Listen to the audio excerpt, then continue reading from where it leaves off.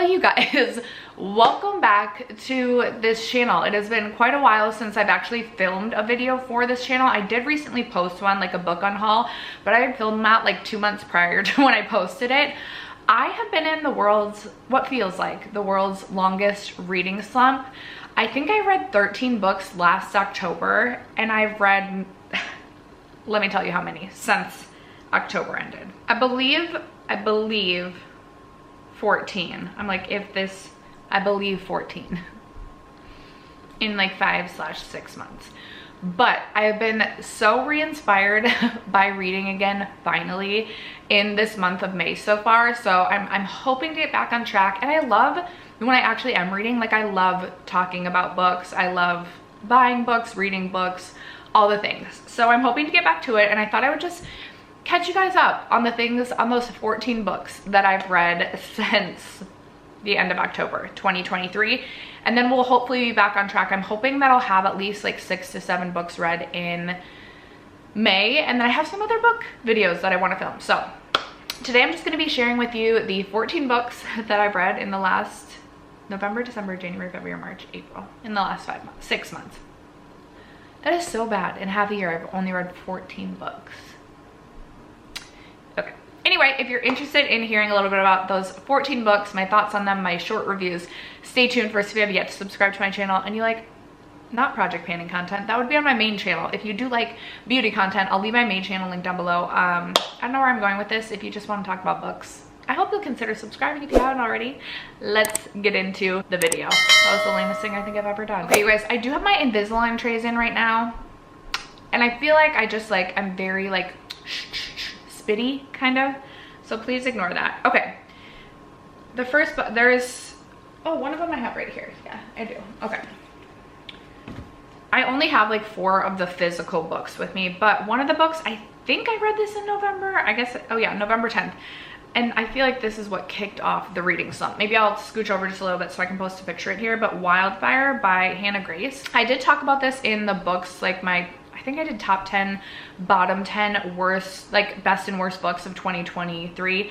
This was so, I don't want to say like bad, but it was just so boring. In this book, you were following Russ, and then I think it's Aurora is the name of the female main character. I'm surprised I even remember their names. But they have a bit of like a chance, not a chance encounter, but they're at the same party. Like the book starts out, they're at the same party and they basically like hook up one night, but then I think Aurora like basically like leaves and they don't talk to each other again, and then they end up at the same summer camp. So it's like a bit awkward. Russ is this kind of like awkward, shy, quiet, like puppy dog kind of guy. And then Aurora is this like Spitfire sort of situation, but I didn't really love either of them. When a male main character is just like too perfect and literally does like all the right things and has no flaws, I find him quite boring and quite interesting. And maybe that's inner work I need to do with myself. Like, you know, a toxic man I should stay far, far away from, but they're so interesting, you know? Anyway, I found both of these characters really boring. I found the plot extremely boring. Like there wasn't really a plot. You're just like following them at the summer camp, and I just was so bored reading this. I don't think that Hannah Grace is the author for me. I enjoyed Icebreaker definitely more than Wildfire, but I just don't feel like she's the author for me in general.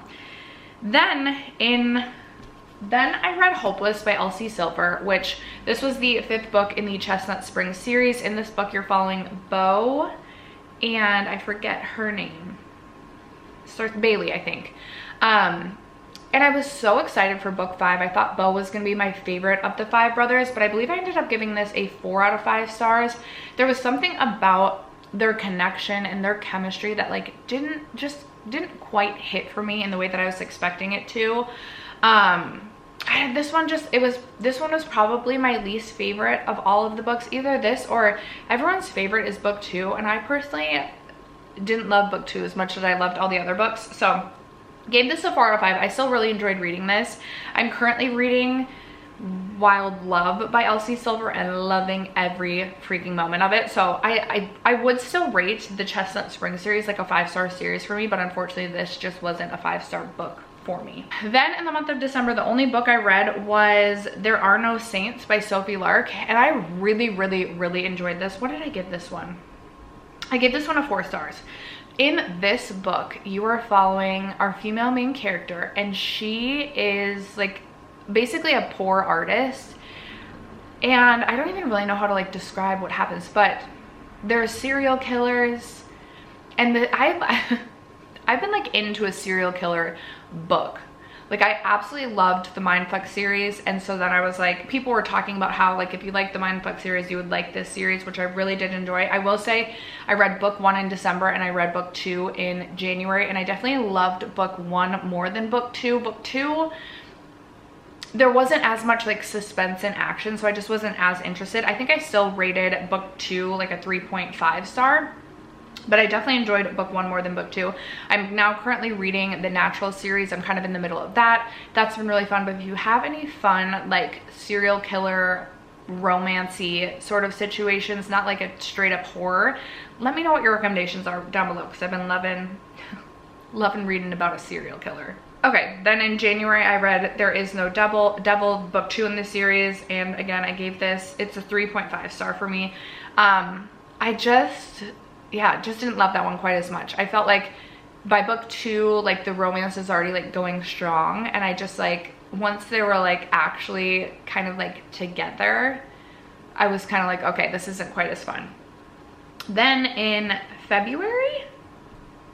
January, I finished Say You Swear by Megan Brandy.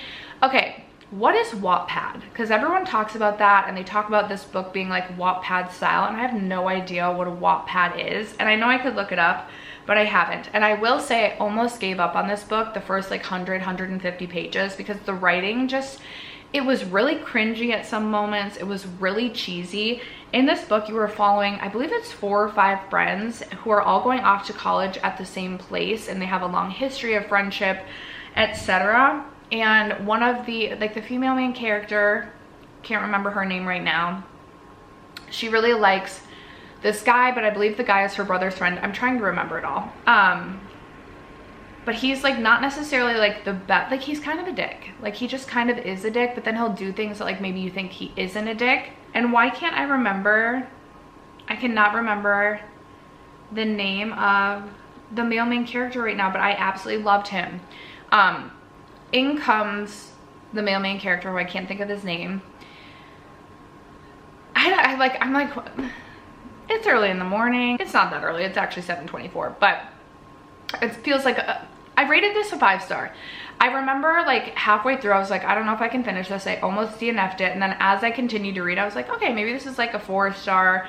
And then the end, like I have a black soul, I like to tell myself. I cannot tell you the last time like I cried from reading, which is so interesting, because then I'll watch like a commercial by myself, and I have to be by myself, but I'll watch a commercial that shouldn't make me cry, and then like I have tears in my eyes. But this book, I almost shed a tear, almost. This was the male main character. I'm literally obsessed with the romance in this book. It was so good. It had me just like on the edge of my seat, wanting to know like how the book was gonna end. There was a bit of a love triangle, but like I feel like you know the way that it's gonna go. And then things happen at the end of this book that I was not expecting, literally at all. And I just absolutely loved this book so much. But you have to get through like the first 150 pages, because again, it's so cheesy and so corny, but I freaking loved this book. By the way, it's like kind of a sports romance. I went in thinking it was going to be like heavily focused on like the sports, but it wasn't heavily focused on like the football aspect of it. So just know that. Okay, then in February, I had all these plans. I even started a reading vlog, but I scrapped the footage because it wasn't going well. I wasn't reading, like I just wasn't in the mood to read. But and what's interesting about this reading slump is I feel like I've read overall generally good books that I end up liking. It's just taken me a little bit to like actually be excited to continue to read books. But I read X's and O's by Amy Lee. And in this, so I believe this is like a interconnected standalone series. And I think this is actually book 2. And this is the only book I've read so far in the series. But in this book, you are following Trevor Metcalf and Tara. And they end up having to be roommates. Trevor is a firefighter, and the close proximity, I'm like, I can't even remember. I know I really enjoyed this, but I can't even remember like what. Oh yes, okay. Tara is a book blogger. She has like a YouTube channel, and she's basically like trying to like reconnect with all of her like exes and see if there's someone who will like take her to, I think it's like a gala at the end of the book, or like on Valentine's Day. And then Trevor's like giving her advice on like what's going wrong, or like he's giving her advice for dates. A romance ensues between the two of them, obviously, and it was so like just like so spicy and so hot, but like not like, it wasn't like filled with spice, but like the spicy scenes were, they had me tingling, you know? Is that gross to say? I thought it was kind of funny. Anyway, I really enjoyed this. I gave this 4 stars. Then I read Love Theoretically by Ali Hazelwood, and this is the first Ali Hazelwood book that I personally have read, and I ate up every moment of this book. I gave this 4.5 stars. It didn't quite end with that 5-star feeling, but I absolutely love this. And I will say, Ali Hazelwood also writes an incredible spicy scene. Like, give me all of her spice. I am obsessed. But in this book, you are following Elsie and... is it Jack? I think it's Jack. Yes, Elsie and Jack. And both are scientists, I believe, at MIT, or Elsie wants to get a job at MIT. She has like an underpaying science job right now. And so she has a second side gig where basically she goes on dates with people, like fake dates people, so that goes to like events, but it's like as a purchased date. Am I making sense? So she ends up basically fake dating Jack's brother, and Jack is very curious. Like, Jack basically finds out like what she's doing. Jack works at MIT and like, I think has a say. You guys, can you tell it's like, I've been in a reading slump and I'm just not remembering a lot, but I did love this book. It was really sweet. It was really cute. My only complaint about this one is they talked about being vegan way too much. Okay, then I reread Magnolia Parks 1 and Magnolia Parks 3. So Magnolia Parks and The Long Way Home, reread them, both 5 stars again. Actually, the first time I read Magnolia Parks, it was 4 stars for me. Upon reread, I rated it 5 stars just because I knew the characters at that point in time. So reading it and digesting it, it was like a little bit easier, and I freaking loved it. I think that also didn't help my reading slump, just because once you're like in the Magnolia Parks universe, you kind of want to stay there. But also reading Magnolia and BJ's stories back to back, which I wanted to do before the 5th book came out, Into the Darkness, which I still haven't read, and I'm so ashamed because I was so excited for that book. But I felt like I needed a toxicity break after reading those books back to back. I personally like the Daisy Hates point of views, just because sometimes Magnolia and BJ can truly just be exhausting and so much, but I still loved it.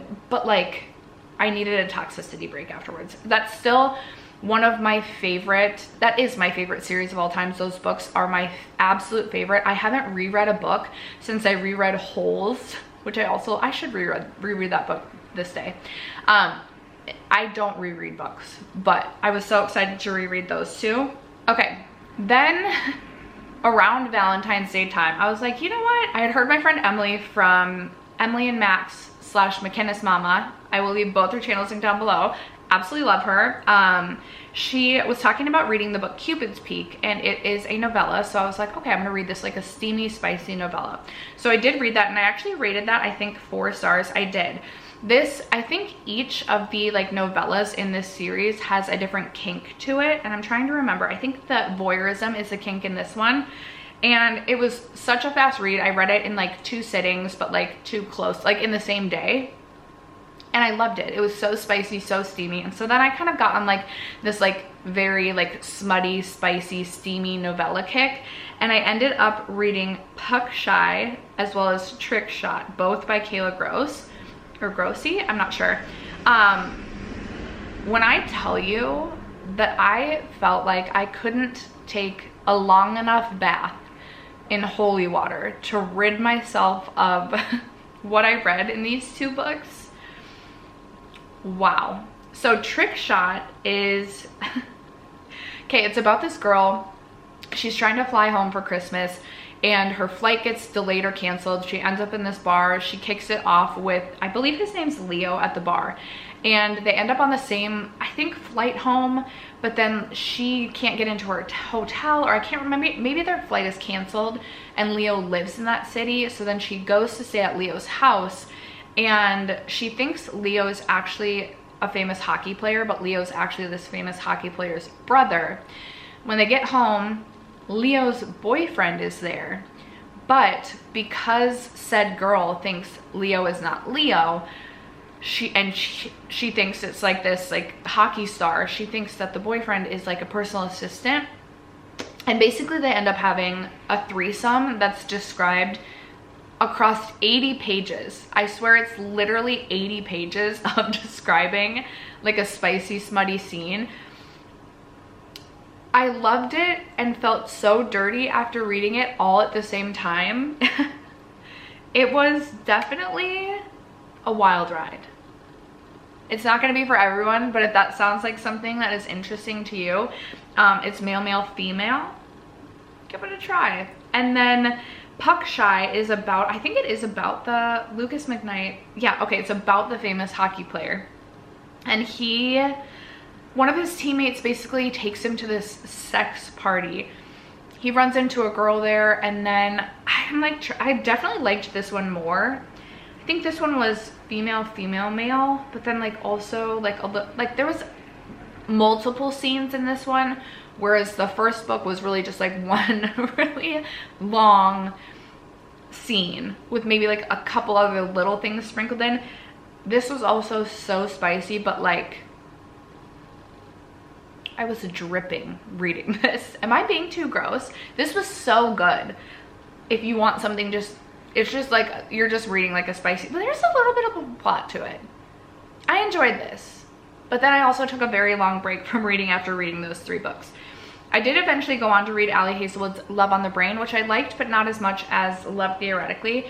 I just didn't feel like I connected to the characters as much in Love on the Brain. I ended up giving Love on the Brain 3.75 stars, and in this one you're following Marie and Levi. Both went to school together. They're a bit of like enemies, but then they end up working together at NASA.